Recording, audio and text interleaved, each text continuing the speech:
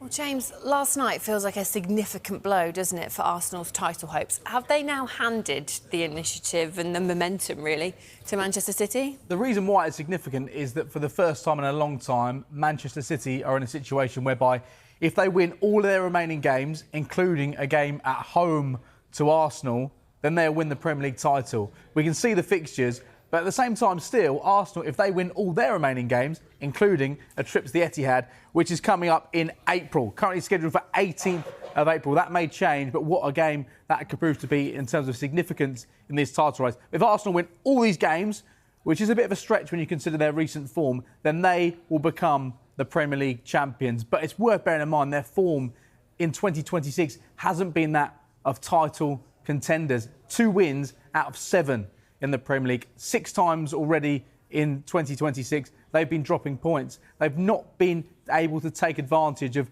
building up a huge lead, which they could have done with the victory against Wolves last night. They had that opportunity against Brentford in the previous week because Manchester City have a game against Crystal Palace. At the bottom of the screen there, TBC, we're not sure when we're going to see that played. So last night, Arsenal could have gone 7 points clear and City would have had to wait a while to play that game in hand. So they'd always be playing catch-up. We know City can play catch-up. We know what they're like in the back end of a season.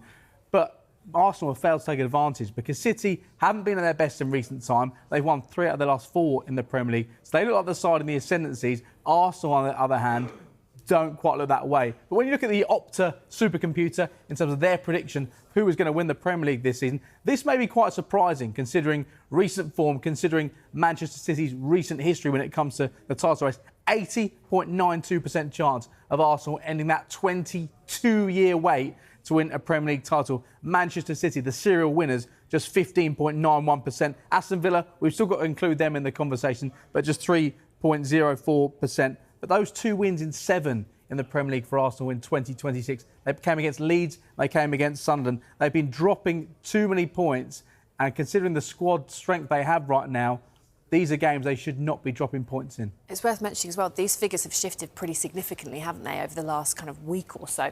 Arsenal finished second, didn't they, in the last 3 seasons? How does their season so far compare to those campaigns? Yeah, they've been runners-up for the last 3 seasons, but those seasons have been very, very different.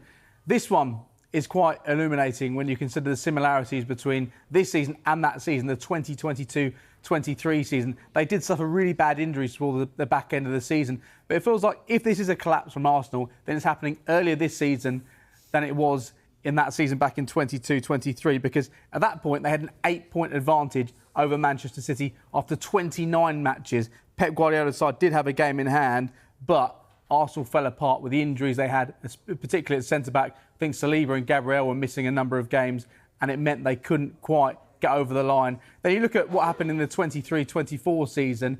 They were 3rd at this point of the season, but at that point they were only 2 points behind Liverpool. It was Manchester City who dominated and won the title. And then last season was slightly different. They were 2nd in the table, but they were 12 points behind Liverpool. It didn't feel like last season, despite their finish as runners-up, that they were ever in the title race. It felt like the Champions League was what they were after. They came very close there. This season, not being quite what they wanted in terms of the results. The points-wise, yes, they're top of the Premier League table, but at this point last season, Liverpool had 12 extra points than Arsenal did. Liverpool already on 70 points at this stage of the season. Arsenal, they've still got in their own hands, but they've missed a massive opportunity to put one hand on that title, you'd say. Oh, I don't envy Arsenal fans the stress of the next couple of months. As for Arsenal themselves, next up, it's the North London derby on Sunday. The stakes have rarely been higher for both of these clubs.